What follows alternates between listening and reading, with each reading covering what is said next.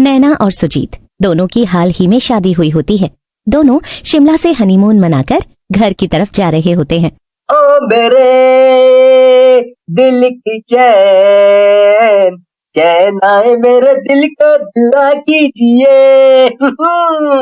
तू है वही दिल ने जैसे अपना कहा, तू है जहाँ मैं हूँ वहाँ, अब तो ये जीना तेरे बिन है सजा।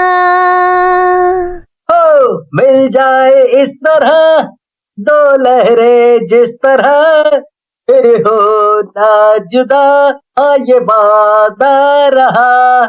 अब बस 2 घंटे का सफर है, उसके बाद हम अपने घर पहुंच जाएंगे। अरे माँ जी का वीडियो कॉल है। ओफो, ये माँ और प्रतीक भी ना हमारे रोमांस के बीच आ जाते हैं। चुप रहो, उन दोनों के सिवा है ही कौन हमारा। उन दोनों को हमारी चिंता हो रही होगी। मैं वीडियो कॉल उठा लेती हूँ। जी माँ जी, देवर जी, हम दोनों निकल चुके हैं, बस 2 से 3 घंटे में पहुँच जाएंगे। ठीक है बहू। सुजीत बेटा, ठीक से गाड़ी चलाना और जल्दी आ जाओ आप। और हाँ भैया भाभी, हमारे लिए शिमला से कुछ लाए हैं या नहीं? अरे छोटे, कुछ नहीं, बहुत कुछ लाए हैं। अब हम दोनों के पास केवल 2 से 3 घंटे ही हैं, फिर हमारा हनीमून खत्म हो जाएगा। स्पेंड करने देना ठीक से। नैना और सुजीत अपनी रोड ट्रिप एंजॉय करते हैं, लेकिन कुछ देर बाद अचानक से रास्ते में गाड़ी बंद पड़ जाती है और नैना परेशान हो जाती है। क्या हुआ सुजीत? अरे यार, टायर पंचर हो गया है। यहाँ तो दूर दूर तक कोई नजर नहीं आ रहा है, तो गैरेज की क्या ही उम्मीद रखें। ये देखो सुजीत, यहाँ पर एक बोर्ड है। उस बोर्ड पर जीवनपुर लिखा होता है। जीवनपुर, लगता है ये एक गांव है और ये इस गांव के अंदर जाने का शुरुआती रास्ता है। चलो नैना, इस गांव में ही चलते हैं, क्या पता यहाँ पर कोई मैकेनिक मिल जाए। नैना और सुजीत दोनों उस गांव में कदम रखते हैं, तभी अचानक से तेज हवा चलने लगती है और हर तरफ काले बादल छा जाते हैं। हे भगवान, ये वातावरण अचानक से बदल कैसे गया? खैर, एक हवा ही तो है, कोई सुनामी थोड़ी ना आई है। हाँ ठीक है। फिर वो दोनों गांव में आगे चलते हैं, लेकिन वो गांव पूरी तरह खाली होता है। वहाँ कोई इंसान या जानवर नहीं होता। हर तरफ गहरा सन्नाटा था। अरे इस गांव में तो दूर दूर तक कोई भी नजर नहीं आ रहा है सुजीत। कुछ दरवाजे खुले हैं, कुछ बंद हैं। सामान तो है पर लोग नहीं। लगता है गांव में कहीं कोई बहुत बड़ा कार्यक्रम हो रहा है।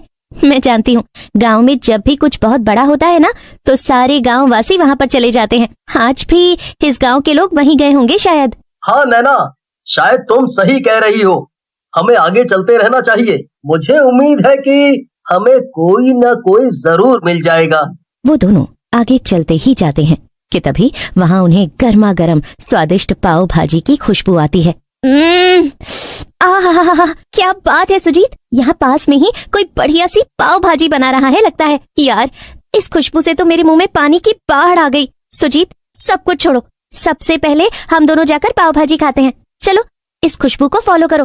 अरे पर ओफो नैना, तुम भी ना एक नंबर की भुक्कड़ हो। तुम्हें जो बोलना है बोलो, मैं तो पाव भाजी खाकर ही रहूंगी और मेरे साथ तुम्हें भी खानी होगी, समझ गए? वो दोनों उस खुशबू को फॉलो करते करते एक छोटे से ढाबे तक पहुंच जाते हैं। वो खुशबू उसी ढाबे में से आ रही होती है। वहाँ पर एक महिला पाव भाजी बना रही होती है। गुमनाम है कोई,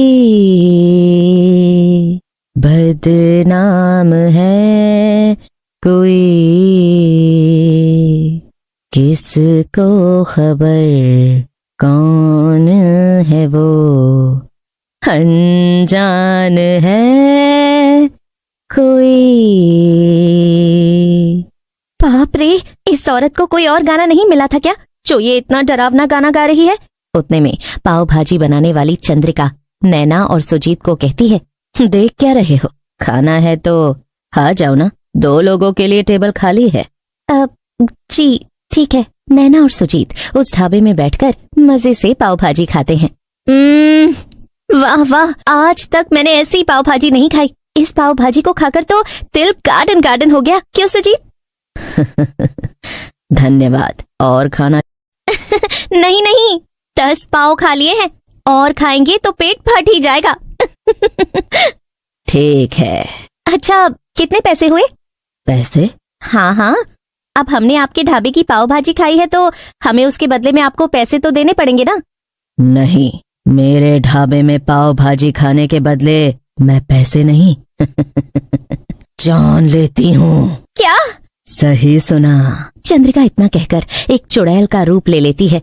ये सब देख नैना और सुजीत के रोंगटे खड़े हो जाते हैं। ये तो एक पाव भाजी बेचने वाली चुड़ैल है। ये सब मेरा छलावा था। अब तुम्हारा भी वही हाल होगा जो इस ढाबे में आए हर व्यक्ति का होता है। और हाँ, इस गांव के लोगों का भी तो वही हाल हुआ था। क्या? हाँ, मैंने ही इस गांव के लोगों को मारा है।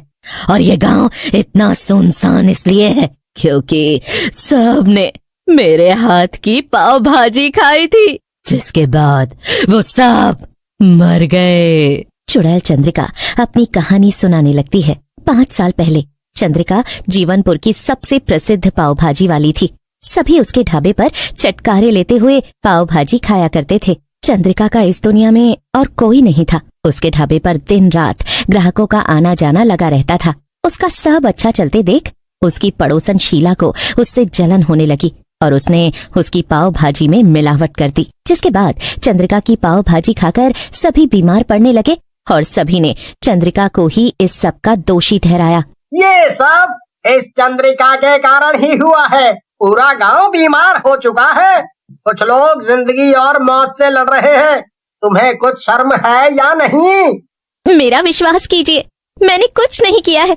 मैं आज तक अपना काम पूरी ईमानदारी से ही करती आई हूँ, अपनी स्वर्गवासी माँ की सौ। बीमार हुए लोगों में से 2 से 3 लोगों की मौत भी हो गई, जिसके बाद सरपंच ने गुस्सा होकर अब चंद्रिका को जिंदा जलाने की सजा सुना दी और उसे पेड़ से बांधकर पूरे गांव के सामने जलाया गया, जिसके बाद मरकर वो एक चुड़ैल बन गई। और तब उसने शीला को अपने आप से कहते हुए सुन लिया। बड़ी हवा में उड़ रही थी ना वो चंद्रिका की बच्ची, अब हवा में ही गुम हो गई। सबको लगता है कि उसने ही पाव भाजी में मिलावट की थी, लेकिन असल में तो उस पाव भाजी में मैंने मिलावट की थी। तेरी इतनी जुर्रत, नालायक जल कुकड़ी कहीं की। तेरे कारण पूरे गांव ने मुझे गलत समझा और जिंदा जला दिया। अब मैं तुझे छोड़ूंगी नहीं। अब तेरे साथ साथ पूरा गांव मरेगा। चंद्रिका शीला को मार देती है और वो साथ साथ अब एक एक करके पूरे गांव के लोगों को भी मार देती है। ये है मेरी कहानी, इसलिए जो भी बाहर वाला इस गांव में भटक कर आता है वो मेरे हाथ की पाव भाजी खाकर मेरे हाथों मारा जाता है। उसके बाद अब चुड़ैल चंद्रिका नैना और सुजीत को भी मार देती है। अब उनके घर वाले ममता और प्रतीक काफी देर तक उनका इंतजार करते हैं, लेकिन उनका कोई पता नहीं लगता। हे भगवान, प्रतीक, मेरा तो जी बहुत घबरा रहा है। बहू और सुजीत दोनों 2 से 3 घंटे में आने वाले थे, लेकिन अब तो रात हो चुकी है। लोकेशन ट्रैक करने पर प्रतीक को पता चलता है कि नैना और सुजीत दोनों जीवनपुर में हैं। वो जीवनपुर के लिए निकलने से पहले उसके बारे में इंटरनेट पर सर्च करता है तो वहाँ उस पाव भाजी बेचने वाली चुड़ैल के बारे में पढ़ता है। ममता और प्रतीक बहुत रोते हैं। वो इस बारे में अपने जान पहचान के एक तांत्रिक बाबा से पूछते हैं। तब वो उन्हें एक तिलिस्मी आईना देते हैं। ये लीजिए ममता बहन, ये तिलिस्मी आईना है। इससे उस चुड़ैल का खात्मा हो सकता है और एक बार वो खत्म हो गई तो वो सभी लोग पुनर्जीवित हो जाएंगे।